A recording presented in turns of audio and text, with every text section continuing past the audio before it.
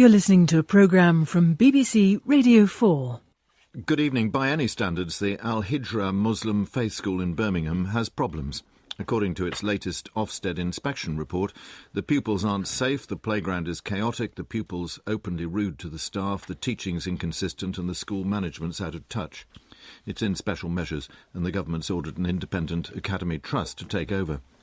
But what particularly concerns Ofsted is the way the school segregates the sexes completely from Year 5, and not just in lessons, but at breaks, in school clubs, on school trips.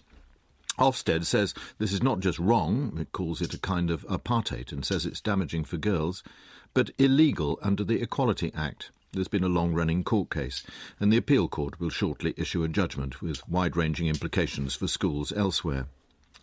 The immediate question is whether segregating children within a school is a bad thing, especially if it's still considered acceptable to have schools that only teach a single sex. There's a wider issue about faith schools themselves. Many are educationally excellent, have an ethical context many feel is missing from secular schools, contribute to diversity in education and multiculturalism generally. But they're also seen as promoting a single dogmatic worldview that some secularists would say is based on superstition, that they encourage intolerance and are inherently divisive for society. The morality of faith schools. Our panel, trundling up the track for a welcome return, the former Conservative Cabinet Minister Michael Portillo, Melanie Phillips, social commentator on The Times, Anne McElvoy, senior editor at The Economist, and the chief executive at the RSA, Matthew Taylor. Michael Portillo, where do you stand on segregation within schools? Well, I went to a single-sex school, but I had every opportunity to mix with girls after class. And I do think that free, equal, easy mixing of the genders is a fundamental British value, and I think that applies to all ages. Melanie Phillips.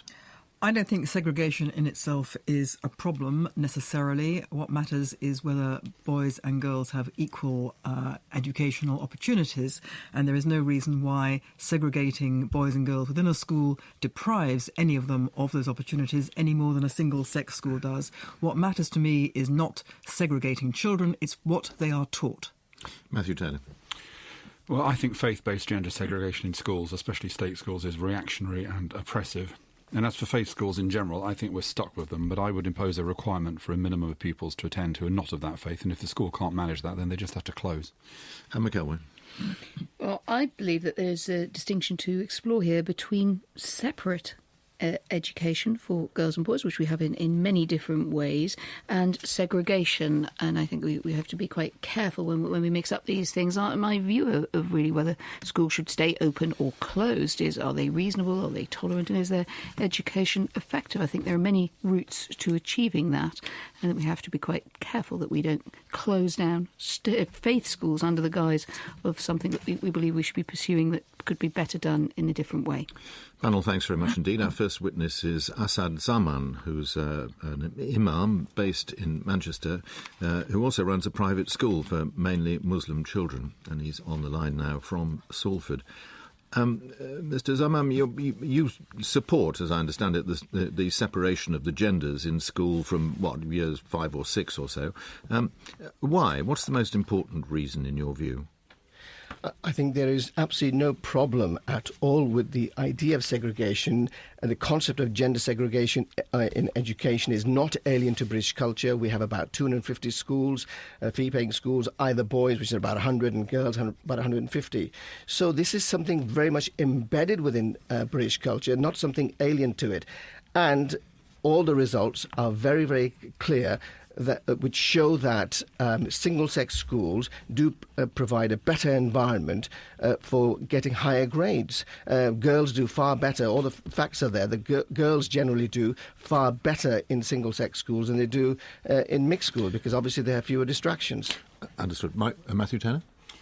Well, just to say I checked that research today, and I don't think you're right, actually. I don't think there is any strong evidence at all that single-sex schools are better. But what I want to focus on is your reason for thinking that segregation is necessary. Am I right in thinking that part of your reason, particularly for saying that older children need to be segregated, is that you're concerned about their sexual feelings?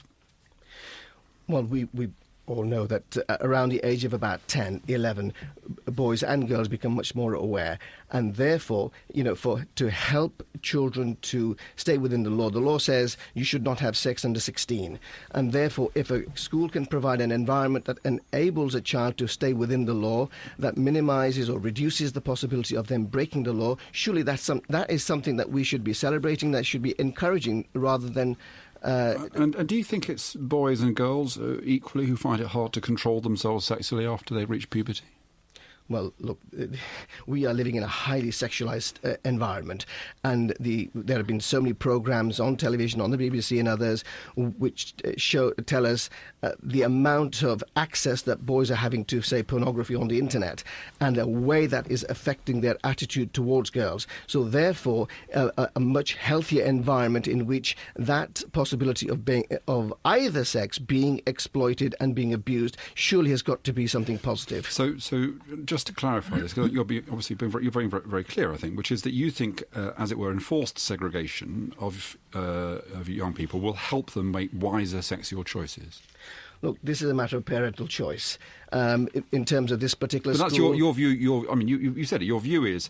the reason I'm raising this is that I would argue that isn't one of the biggest reasons that some men treat vulnerable girls badly, sometimes very badly, is actually a lack of empathy towards those girls.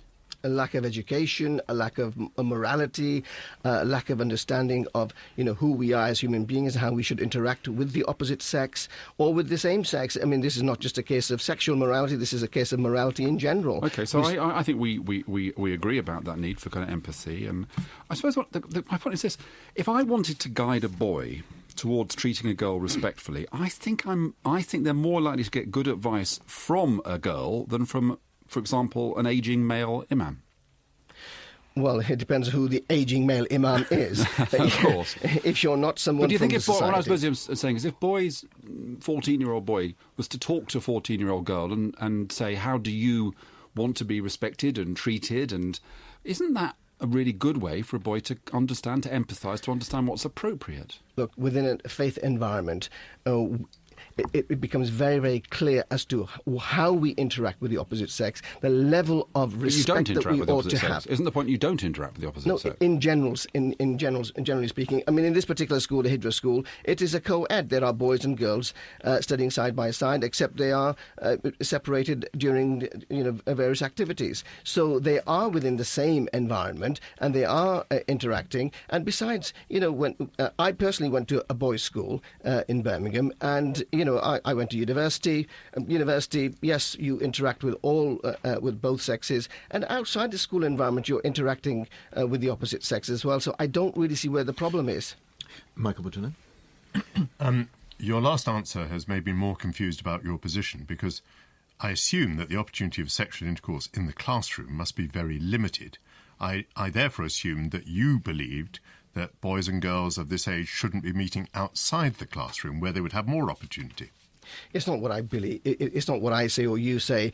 We know the environment. Whatever we say to children, they will behave the way they want to. All we can do as parents is to empower them with a sense of morality that helps them to respect the opposite sex. And we hope that through their faith, through their, as I would say as a Muslim, through their prayers, that will empower them in terms of increasing their willpower to be able to resist any direction towards immorality. But do you wish to stop boys and girls of this age meeting in drama groups, in playgrounds, in parks, in shops? There is only so much we can do within the environment that we're living in. I know, but would you like to stop them meeting? It's not really up to me. My children themselves went to a mixed school. I made sure that I taught them what morality is and the fact that sex is only within the context of marriage. And one hopes that through that advice, through that parental advice, that they follow it. But you can only pray to God that He guides them, because there's nothing else you can do once they leave your house. But do you advise them not to meet girls in parks and playgrounds and in drama groups? What I advise them is that sexual relations should be be within the context of marriage, and therefore anything that leads to any kind of sexual encounter or the possibility of it, they should eschew from that. And sitting together in a classroom leads them towards a sexual encounter, does it? It doesn't lead them. You're just increasing the potential of it. Why? They're in the classroom. Why does that increase the potential of sexual encounter? No, sorry. The idea is to help them to understand what relationships are once they are able to deal with the opposite sex, which they will be if you have brought them up in a moral environment. So you are setting an example for them that, look, total non-segregation. We can see the environment that we're living in. The number of girls that get pregnant at school, and the figures are quite horrific.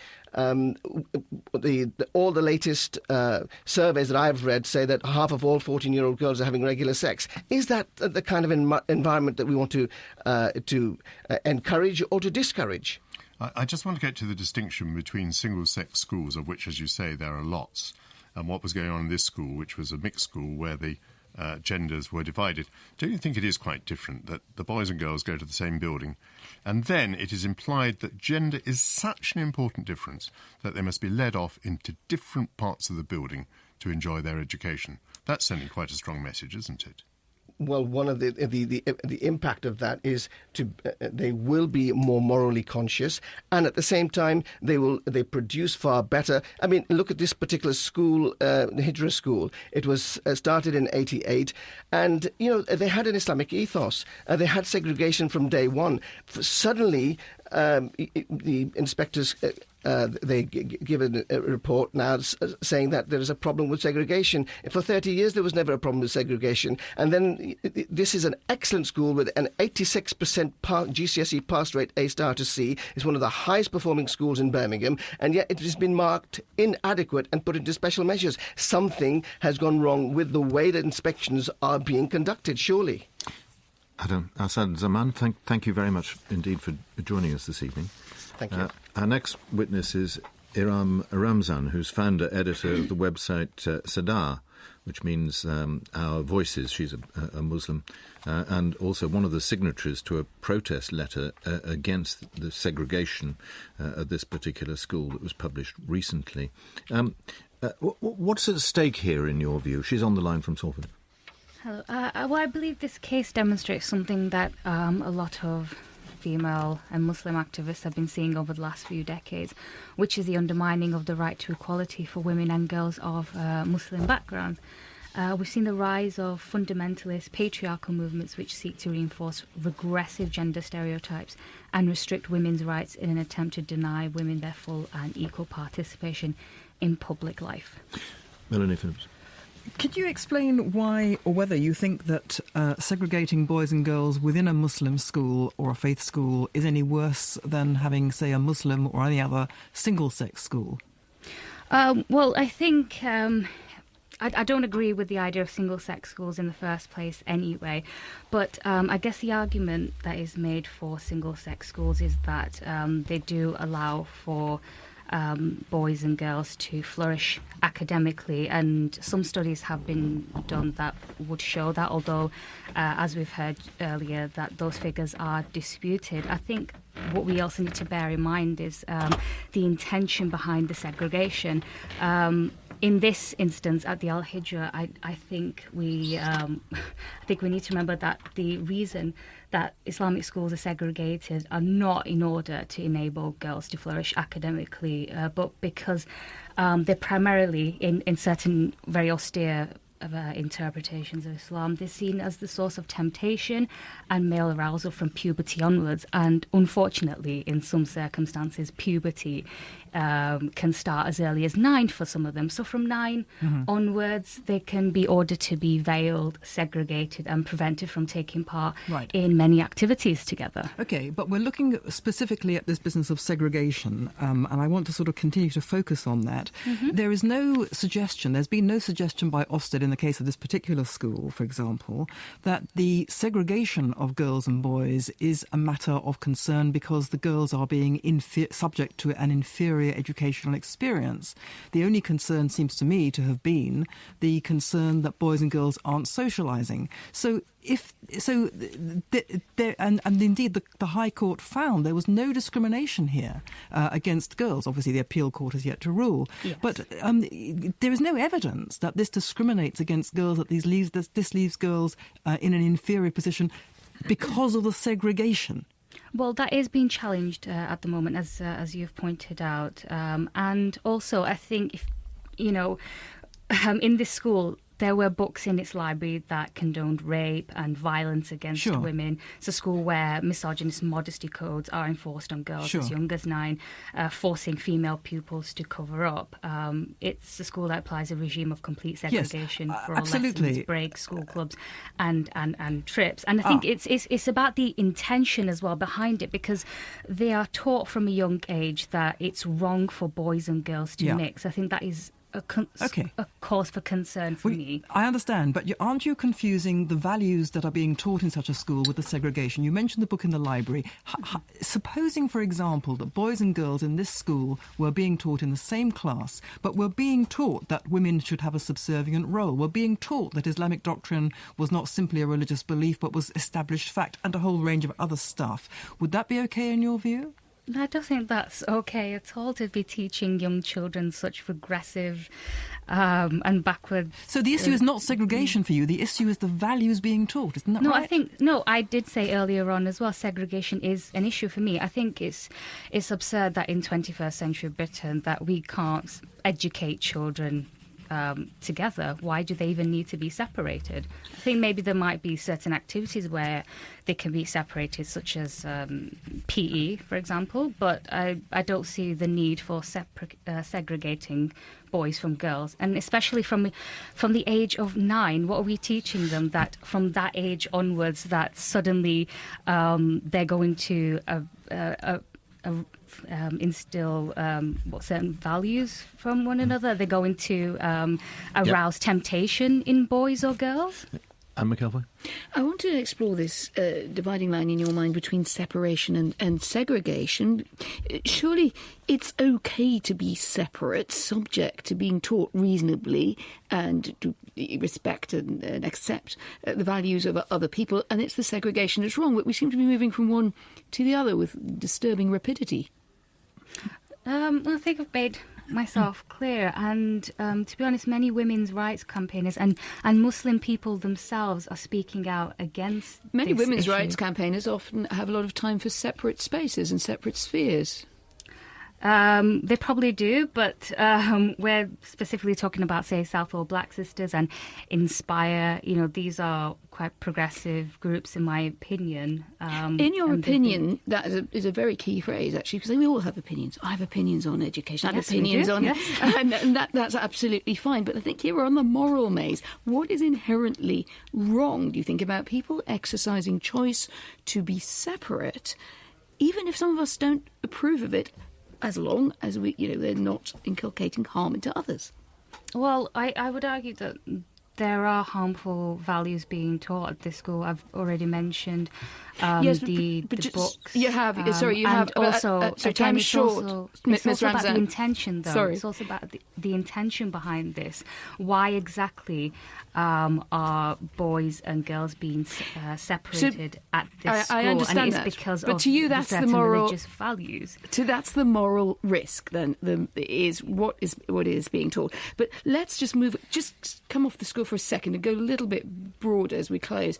Isn't it really the case that what worries us is sometimes people making choices that we don't understand or don't like, and that we have to police ourselves a little bit ethically to say, well, where is the evidence that our view is absolutely the right one? Does that not concern you a little bit in this whole argument? Well, I'd also talk about this about the fact that this school was also getting public funds as well. It's not the duty of the state to provide schools catering for every shade of belief or philosophy. But we're a pluralist society. Isn't that a good idea that, within the limits of a tolerant society, yes, we should have a pluralist approach to what we provide, whether it's in the state or the private sector? Yes, I'm all for pluralism, but what are we saying about the direction in which our society is heading? If we have a school that is separating girls and boys from such a young age, where it's instilling ultra-conservative gender norms and values which are seeping into the everyday life of minority communities. UK law should be protecting young girls and boys from those who seek to treat them as second-class citizens. To allow such gender segregation within those faith schools, I think, and even in this school, is a disaster for future generations of British girls growing up in Muslim communities. Ramzan, thank you very much indeed. Our next witness is Professor Anthony O'Hare, who's Professor of Philosophy, Head of the Department of Education at the University of Buckingham, a former government special advisor on education. You're OK with faith schools, all of them? I will defend faith schools, but in a qualified way. And my position is, I've got two poles as to why I think faith schools, in a certain sense, are a good thing and should be allowed. The first is, I don't think that the primary responsibility of education is with the state or the collective. I think it's with parents. That's a fundamental position that I have. But secondly, I think that liberal principles require that there is genuine, and I mean genuine, I will use the word correctly, genuine diversity in education. And I would refer people to Mill on Liberty, who said that a general state education is a mere contrivance for moulding people to be exactly like one another. And this mould will be that which pleases the predominant power, which will be the state. And it may be a democratic state, but there can be such a thing as democratic despotism.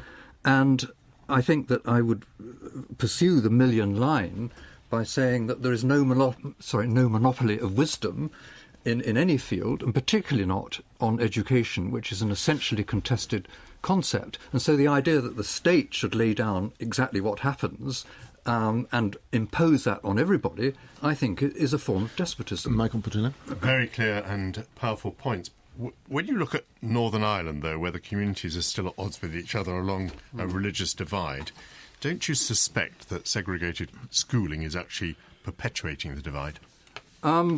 I think that I said I would defend faith schools in a qualified way, and I think that they have to recognise, or all schools actually, have to recognise our heritage, which is classical Christian Enlightenment heritage. And so they have to acknowledge the spirit of that. And obviously there's a danger that... or it's not a danger that is always happens, is that some faith schools will not acknowledge classical Christian Enlightenment roots of our heritage. And I think it's very important that all schools should do that. And I mean all, including state schools, where classical education is woefully neglected, because that is what we are. I'll come to those values in a moment, but even if schools in Northern Ireland are respecting classical Christian Enlightenment values, the very fact that children are sent either to a Catholic or a Protestant school, does that not worry you in the context of the divide? No. Right. Coming to your broad framework of classical Christian Enlightenment values, does that include acceptance of homosexuality, abortion, contraception? What do you mean acceptance? Would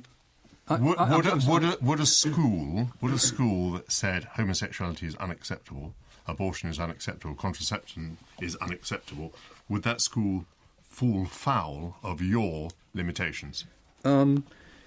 Well, I think that what you're proposing is itself a strong secularist, materialistic, egalitarian position, which is not itself neutral. So it's not as if there is one set of beliefs. About what I'm saying. I'm worried about. What's the answer to the question?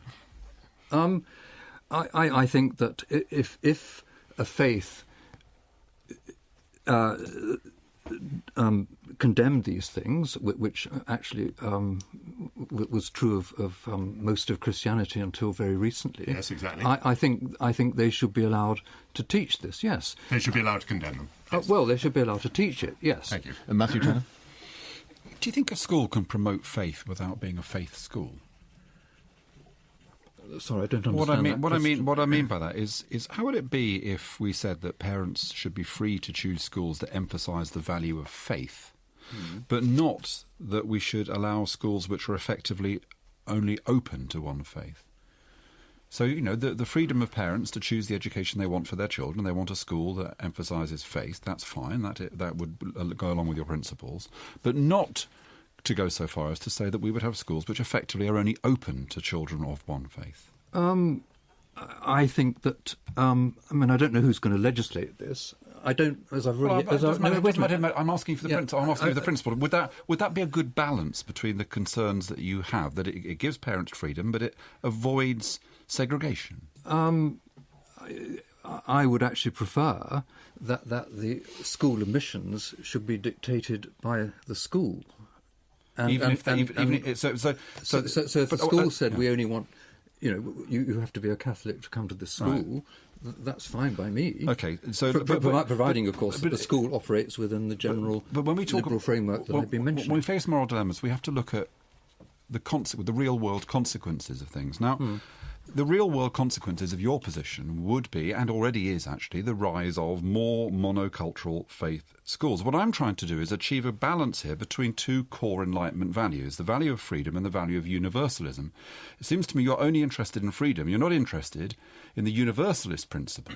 Well, I am interested in the universalist principle because I said that the schools would have to operate within this fundamental liberal Isn't rubbing along with each other part of that kind of, in practice, part of that liberal tradition? But I would want the schools to be able to define their own ethos and, up to a point, their curriculum, because also I do not believe that there should be a national curriculum. Let me be clear. Even if the ethos and values of the school clearly fly in the face of the Enlightenment values which you espouse, you would allow them to still educate children, young minds, control those young minds, because you would say the abstract freedom of the school is more important than the actual impact on those children. Well, it depends what you mean by working within Enlightenment values. I've already said that I would like a genuine diversity. I don't think that you or I or anybody else have a monopoly on wisdom. And providing the school is not undermining the consensus with which we all live, of course there will be disagreements on the various matters that Michael Portillo has mentioned. And I don't think those disagreements should be simply hidden under some blanket edict from what Mill called the predominant power, which wants to mould people to be exactly like one another. And that's particularly dangerous where there are genuine and deeply felt disagreements that are not indefensible. Professor O'Hare, thank you very much indeed. Our last witness is Afia Hirsch, who's a former social affairs and education editor and the author of a book called Brit, (ish), a book about national identity, due out in September, I think. You went to a Church of England state primary school yourself, I think, but don't like the idea of them now. Why? I wouldn't say I dislike the idea of faith schools, and I want to make it clear that I don't have a humanist agenda or an atheist agenda. My real issue is with the inconsistency that I find in state funding of faith schools. I think that it's increasingly clear that we have a narrative of promoting integration in this society, that we see social integration as a social good. And I think that it is logically inconsistent for this to be a core value in this country, and at the same time fund schools which ostensibly segregate children by faith, and for which there's also evidence that there is a knock-on effect in segregating children by ethnicity and social class. So for me, you can either have a country where you throw away the idea of integration and you publicly fund schools that segregate children, or you embrace integration and you cannot logically also support using taxpayers' money to segregate children by faith. Anne McElvoy. So I send children to faith schools. I also pay taxes, which help support those schools. What am I doing wrong? I don't think you're doing anything wrong. I think parents always send their children to the schools they feel will give the best education.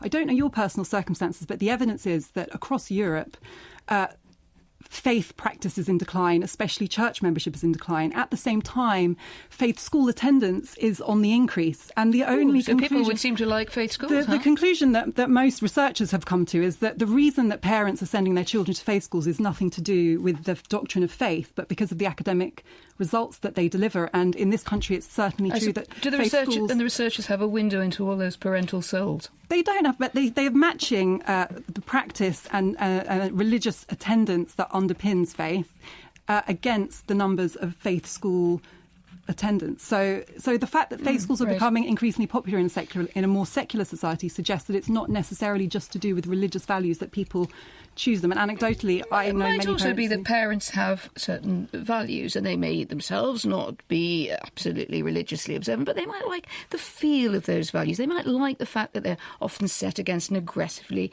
secular society and increasingly secular politics. So the idea of sort of pluralism does matter here a bit, doesn't it? I think that the problem is in a lot of the hypocrisy around this debate. There are certainly many parents who are happy with the values that faith schools teach.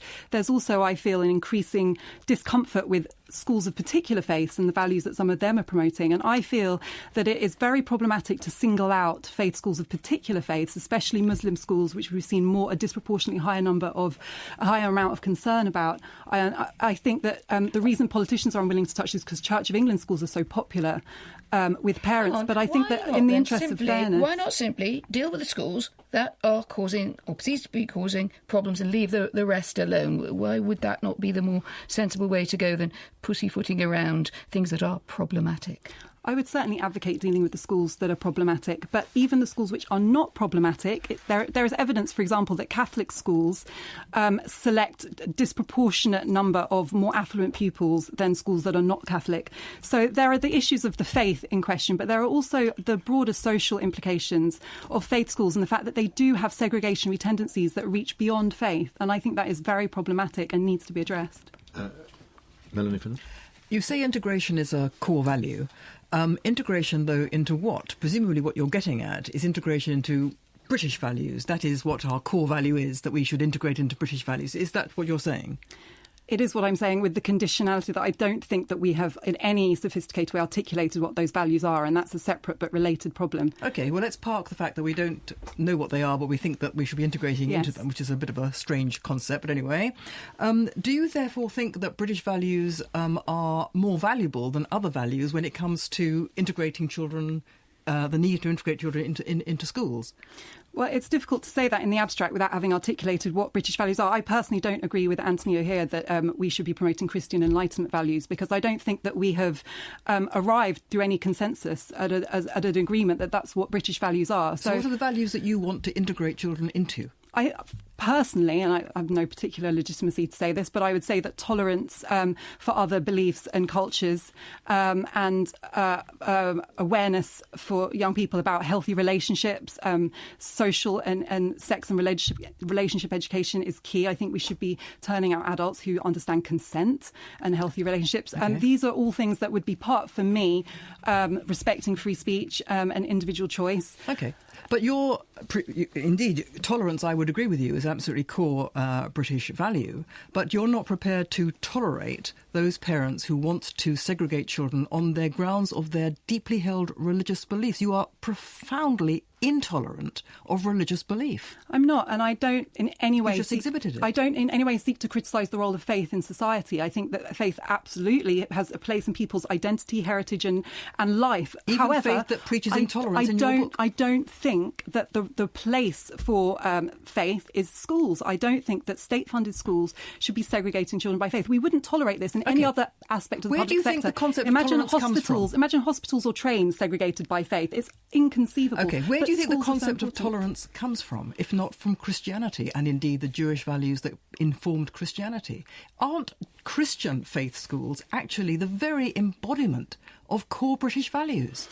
if you're suggesting that we should somehow elevate Christian faith schools and say these are the true British faith schools that we should promote, I think that's really problematic, because Why? we do live in a multicultural society. Do you not accept that that's where they come from? The belief in the integrity of every human being, the equality of every human being, the respect for human life. These come from the Bible. Are you suggesting that the Judeo-Christian tradition has a monopoly over tolerance, faith, and No, respect I'm for saying others? that it's absolutely integral to the values that you believe in, which are tolerance and equality and all that stuff, and to put them in one box and to say that faith is in another box, and, you know, in order to promote your values of liberalism and tolerance, we have to somehow suppress faith schools, is such a fundamental error, because that one comes from the other.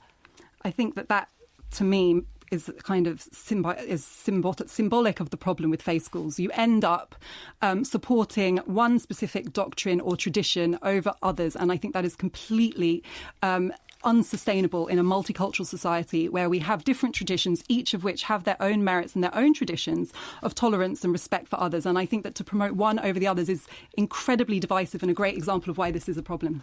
Afia Hirsch, thank you very much Thank indeed. Gosh, we covered a lot of ground.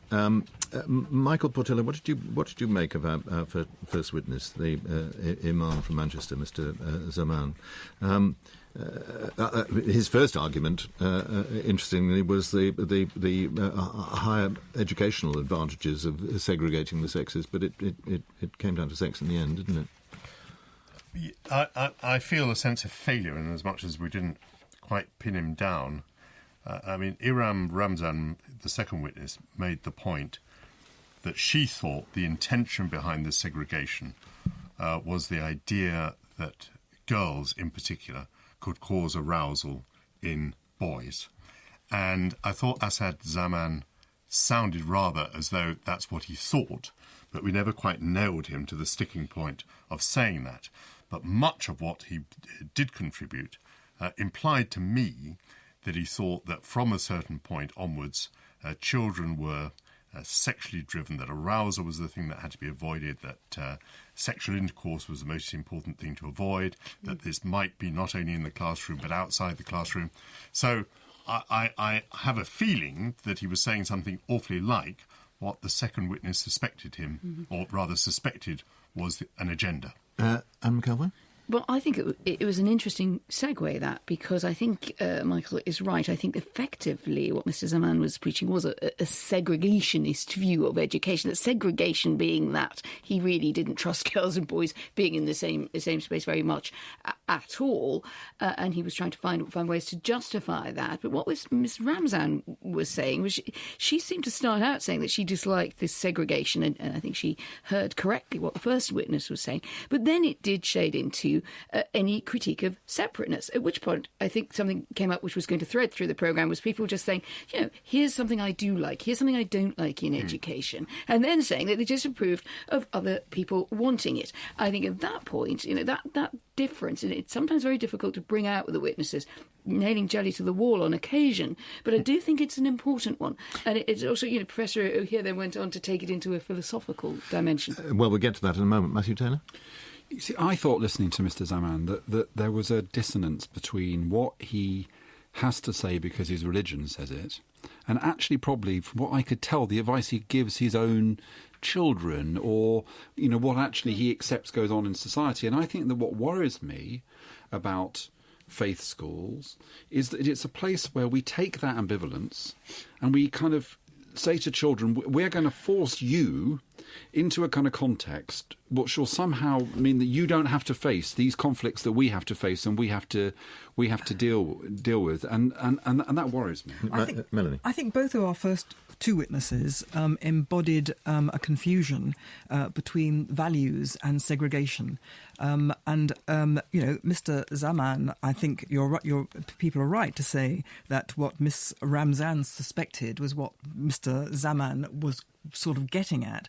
But in both cases, what the objection from Miss Ramzan particularly was to the values, and I think this came out. It wasn't so much the segregation, although she did say she was opposed to segregation. But when you pressed her, what she actually objected to was the values that she suspected were being smuggled in in under this segregation, which I'm sure she would say was what Mr. Zaman embodied. Now, I think people are entitled to object to those values, but we are discussing whether segregating children within a school is in itself inherently a bad thing. The most important word there is within a school, and I don't think we dealt very firmly with this. There are lots of single-sex schools, but it did strike me that you elevate gender to a mighty place when you say, OK, boys and girls, you're coming through the same door, and now you must spend the rest of the day separately. But some people religiously... We must move this on to the more general principle of faith schools. But before we do so, the second witness's, Ms. Ramzan, additional point was, this segregation did tend to undermine equality, and particularly the equality of girls. Well, do you think that was valid? I don't think there's any evidence for that. I think that the values taught in certain schools may well undermine the equality of girls, and that's a bad thing. Any kind of discrimination or disadvantaging of girls is a bad thing. But I have not seen yet any evidence that segregating children by sex within a school disadvantages girls or anybody else any more than a single sex school does. But I think the point of seeing the point that she was making, which is an approach which tends to see girls as temptresses, exactly, takes you to a position in relation to judging girls and young women and the behaviours that they have and the clothes they might wear, which I think is a very dangerous position to be taken. Can I move you, because we're running out of time, to the general point here? Professor O'Hare, I wasn't entirely clear about his position here, very much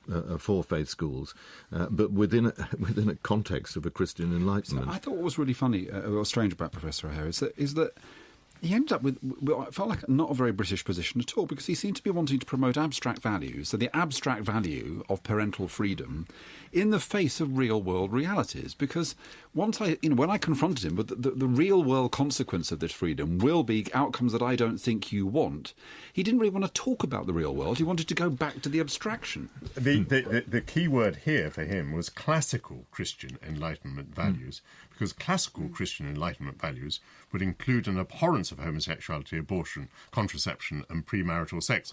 So it's not the defence that many people might be looking for. Anne McElvoy...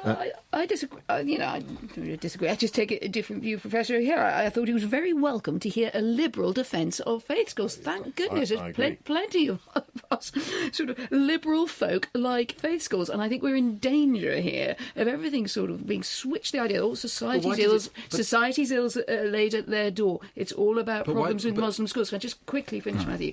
The point that he was making, which I thought was a very good one, that J.S. Mill, no less, who we would have loved to have had a witness on the Moral Maze on this. He's been on several times. Being dead is no barrier to appearing. But universal state education does have certain things that are for it and certain things that are against it. But weren't you dissatisfied? Weren't you dissatisfied with the fact that he simply wouldn't deal with the fact that his principle might lead to full-scale segregation in the school system? A one-word answer. No, I don't think that's what he was saying at all. I think he was saying that you can combine liberalism and faith schools. I think it was pretty simple, as J.S. Mill often was when he was being brilliant. OK. Better leave it there. That's it for this week. From our panel, Anne McElvoy, Melanie Phillips, Michael Portillo and Matthew Taylor, and from me, until the same time next week, we're off to work out why none of us make it to the BBC's high-paid list. There's a real moral issue for you, if you like. Anyway, until next week, goodbye. You can download many more BBC Radio 4 programmes for free. Find these at bbc.co.uk/Radio 4.